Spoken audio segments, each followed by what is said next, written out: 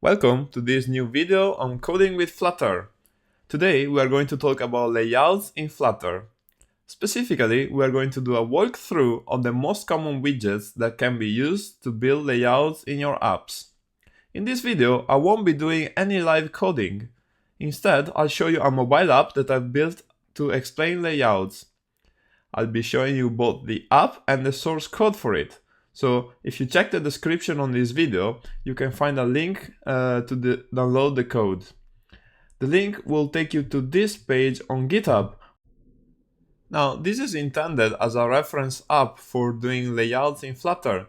So if you want, you can download it and install it on your device, and you can have it always available.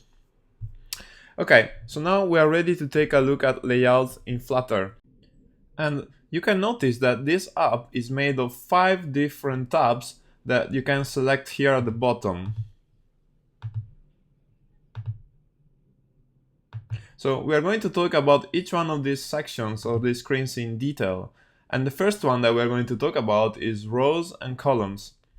So rows and columns are everywhere in Flutter, and that's because they are used for one very common task, and that is to present multiple widgets vertically or horizontally. So here we have 3 icons, 2 small and 1 big one, and I provided some controls over here that we can use to customize how a row or column renders itself. Now, before I talk about all these different options and what they mean, I want to show you how I'm actually rendering this row or column in the code. And this is actually very simple. Each layout is actually just 10 lines of code, both for the row and for the column up here. And we can specify our alignment and size properties and define an array of children which will contain our widgets. And this is all that there is to it. There is no magic here. So let's take a look at the first control, which lets us choose between a row or a column. So if we toggle this, we can choose to align our widgets in a column or in a row. And let's keep it on row for now. Then we have 3 other controls, and they are called main axis alignment, cross axis alignment, and main axis size. The first one that we need to look at is main axis size. And this is what determines how much space our row or column takes within its container. Main axis size has 2 possible values, either min or max. And you can see that if I switch the value of this control, the yellow box here grows to fill all the space. Or if I set it to min, it shrinks to only fit the smallest possible size that still contain the icons. So for now, let's set this to max and look at the main axis alignment. Now this has multiple values, and let's see what happens when we change it. So start, end, center, space between, space around, and space evenly. Now note that because we have set the main axis size to max, the children of our row can position themselves along the main axis according to the alignment value specified here. However, if we change the main axis size to minimum, we can't control the positioning anymore. And this is because the children are restricted within the minimum space that is determined by their own size. So let's switch this main axis size back to max and get back to main axis alignment. So we can position the children widgets at the start of the row, at the end, or in the middle if we select center. And then we have 3 more options. Space between, which uses all the space and leaves equal space between children. Space around, which divides the space between children in equal units and also leaves half a unit to the left and to the right. Space evenly does the same, but leaves 1 full unit to the left and to the right of the widget. In practice, I've noticed that these 6 combinations are enough to accommodate the requirements for most of my layouts, and certainly when I need equal spacing between children. We will look at other ways of having non-equal spacing later on when we explore extended and padding. But for now, this is all you can do with main axis alignment. Next, let's look at cross-axis alignment. Cross-axis alignment refers to the axis that is orthogonal to the main axis. So in the case of a row, we look at the vertical axis. Just like with the main axis alignment, cross-axis alignment can be set to start, end, or center, and we can see how the widgets align. So we can see that it uses the space within the cross-axis,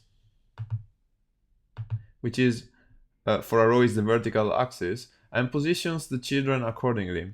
But it also provides an extra option called stretch. And this is what you can use to extend it to fill the entire space available within its parent.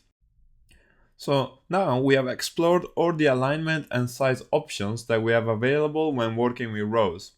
And when it comes to columns, the very same options are available, because you can think of a column like a row, but with the two axes swapped. So if we switch the layout to column, let's see what happens. So we can restore the alignment to start and the size to minimum, and we are back to where we were at the beginning with row and column. So all the same considerations about main axis size apply. So when we set this to max, the column will fill all the vertical space available within its container. We can change the value of our main axis alignment, and we can see that start, end, center apply just in the same way that they did for a row layout. And also the space between, space around, and space evenly options apply as well. Finally, we can change the cross-axis alignment values to start, end, center, or stretch. So, in summary, this is all that there is to know when dealing with the alignment and size options available on rows and columns. And once again, this has been a very long overview so that I could explain everything in detail, but when it comes to implementing this, it really is just 10 lines of code. So this is how you use rows and columns in Flutter and how you can set their own alignment properties. The next thing I want to talk about is baseline, and the reason for this is that this is a special cross-axis alignment option that is useful when rendering text. So in particular, if we have multiple text widgets in a row, and they are all of different sizes, it gives you a way of aligning them according to their common baseline. So this is what baseline is for. So if I change the cross-axis alignment option here, you can see how it works with text when I set it to start, end, or center. Cross-axis alignment behaves exactly in the same way as we have seen in our row and column example. But for text, it's really useful to also have a baseline option so that it aligns correctly. Okay, now that we have covered rows and columns and how they can be used to render widgets or text, we can move on to the next layout element, which is called a stack. Now, how is a stack different to a row or a column? So, whereas with rows and columns, we can align widgets alongside each other in the X and Y directions, you can think of a stack as a way of aligning widgets in the Z direction. And that is to say that widgets can be stacked on top of each other. So stack can be configured in a few different ways. And here we are going to look at a couple of different ones that are quite common. One way to work with stacks is to use alignment. But before I show you how alignment works, let's look at some code. Okay, so here we have a method that builds my stack, and I can provide an alignment property. Then the stack takes an array of children, and in this case I've set it to 3 square boxes of size 300, 200, and 100. And to do this, I use a sized box widget. Inside each box, I place a container, and I set their color to green, yellow, and red. So this is a fairly simple layout. Now let's get back to our app and see how it works. So the alignment has 9 possible values. So let's take a look at them. Top start, top center, top end, center start, center, center end, bottom start, bottom center, and bottom end. So this is really just a 3x3 matrix of possible values. One thing that I would like to point out is that the green box always appears to be stacked at the bottom, the yellow one is always in the middle, and the red one is always at the top. And this reflects the order in which I have declared these 3 boxes in the code. So do keep this in mind when writing your stacks. You can think of yourself as a painter, and as you read this code, you would paint the green square first, and then you would paint the yellow square, and then you would paint the red one on top. So let's see what would happen if we took the red square and painted it first. So we can see that this now disappears from our app over here. And the reason is that we would have painted the red square first, but then the green one on top would have covered it. So let's put this back to how it was before, and we are ready to move on. Now let's look at a new type of widget called positioned. Now how does this work? So let's look at the code. So down here, I have a square size box of size 300, and then I have 4 positioned widgets. 1, 2, 3, 4. Now, positioned widgets are another way of defining widgets inside the stack, but in this case, they specify their distance from the edges of the stack. So when defining a positioned widget, you had to specify exactly 4 out of 6 possible values. So in the first example here, we have left, top, width, and height to draw a square of color indigo. And in this example over here, we have right, top, width, and height to draw a square of color red, and so on for the other 2 squares. So when using position widgets within a stack, the alignment property is actually irrelevant, as we specify the positioning directly within the positioned widget. The other thing to note is that the size box here is the widget that has the biggest size in the stack, and so it defines the size of the stack object itself. And so finally, you can see that the 4 position widgets that I have put in here, they are not aligned horizontally or vertically. And so this is not a layout that you would be able to simply do with rows and columns. Okay, so this is all I wanted to talk about with regards to stacks. I encourage you to check out the documentation for stack and see what other things you can do with it. Again, I think that with a combination of alignment and position widgets in a stack, you have enough flexibility to build almost anything you want.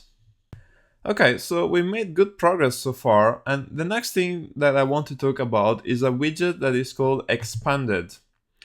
Now, this is also very common in Flutter layouts, and so let's see how it works. And a good and fun way to introduce expanded is to talk about a mathematical sequence known as the Fibonacci sequence. So let's see what that is about. So we can use the Fibonacci sequence to generate an arrangement of squares where the side lengths are the first few Fibonacci numbers. By the way, if you want to know more about Fibonacci, this page here on Wikipedia is very interesting. But let's get back to our app. So as you can see, here we're using the Fibonacci numbers to create squares of increasing sizes.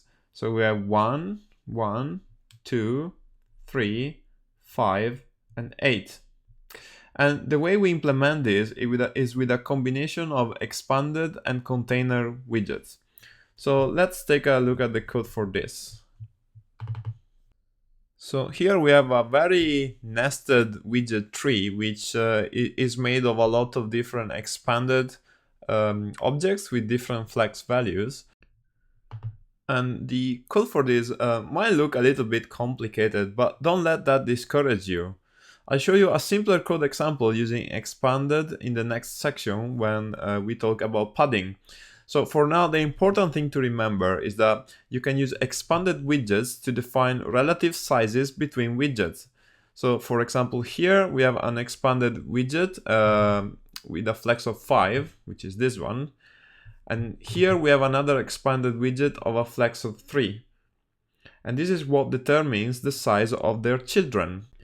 Okay, so now we are ready to move to the next example in this application, and that is where we'll talk about padding.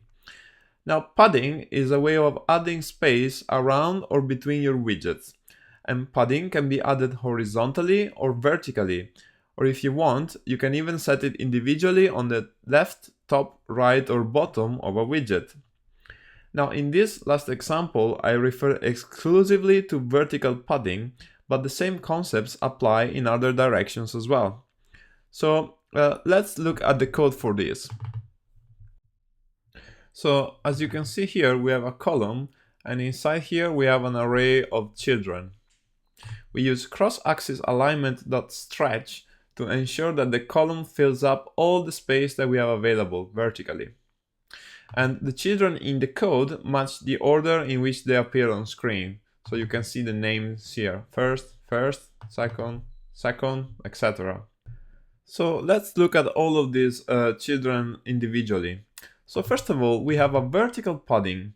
And this is a convenience widget that I've created for this demo, and it is defined over here. So you can see that it has a padding which is defined by edgeinsets.symmetric with a vertical value. What this means is that our child, which in the first case here is a text widget, is surrounded by vertical spacing, and the value is 16 points here. In this example, we choose to color the padding itself to make it more prominent, so that you can see that the first row here has a color of green, and the padding itself has a color of green, just a little bit faded. Okay, so the next widget is the second one, which is shown in red. And this is very similar to the first one, and it also has a light red color for the padding. Next up is a sized box widget. Now, this is a widget that we can use to specify a width and a height. In this case, we want to add a padding of 50 points between the second and the third line of text here. So a very easy way of doing this is by adding a sized box. Because this is a column and the layout is vertical, we only need to specify the height, and we can omit the width.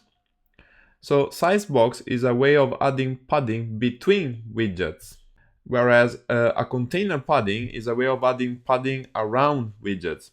So one might be more convenient than the other depending on your specific layout. So I would choose them on a case-by-case basis. So moving on, we have a third line of text here, and this is followed by an expanded widget with flex equals to 1. Now, this is a good time to explain more in detail what flex does. So just like with sizebox, expanded can be used to add space between widgets. But the difference is that with sizebox, you have to specify exactly the width or height that you want in points. And expanded, on the other hand, takes the available space within the container and divides it proportionally according to the value specified with the flex property. So in this example, we have a lot of widgets that have a fixed size. And so in this layout, there needs to be enough space to render all the widgets that have a fixed size. But then if any space is still available, we can use flex to fill it up. So we have two expanded widgets that can be used to fill up the remaining space. And you can see that the second one has a flex value of 2, and it is exactly twice as tall as the first one, which has a flex of 1. And so this is how you can use expanded. On this last screen, we have seen a combination of various ways of adding padding to your layouts. Combining all of this together gives you a very expressive way of creating layouts. And the way I think of these widgets is as a toolbox, and with a lot of different tools that we can pick and choose for the task at hand. Now, I wanted to say one last thing about expanded widgets, and that is that the flex option here is actually optional, and what it means is that we could remove it, and if we save and hot reload, we're going to find out that now the height of the two widgets are now matching. And so when you omit the flex property and you have multiple expanded widgets within your layout, they will all take up the same size and the same space. Okay, so now let's zoom out and recap what we have seen today. We started off by looking at rows and columns and how we can use the main axis alignment, cross axis alignment, and main axis size properties to position our widgets as needed. Then we took a look at dealing with text and how we can align multiple text widgets according to their baseline.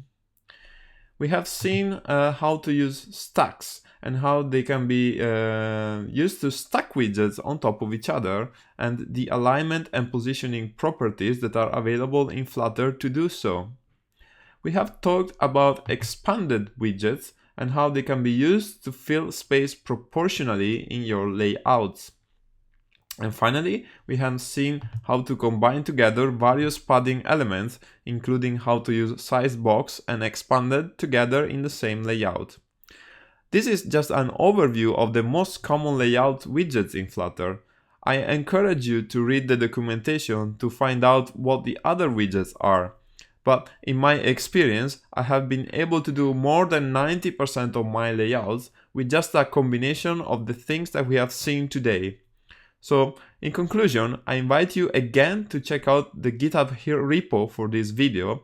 You can download the code and see how it looks. So in here again, you're going to be able to find all the code that we've seen today, and you can also inspect it and learn how to actually build all the different controls that we have seen in order to switch between the different properties in this demo. One last thing is, if you want to find more information about Flutter, I've created this website to help you learn more, and so you can check out my YouTube channel, which you're already on, but also the blog over here and read more articles about Flutter. So thank you very much for following this video today, and I hope to see you again on the next videos.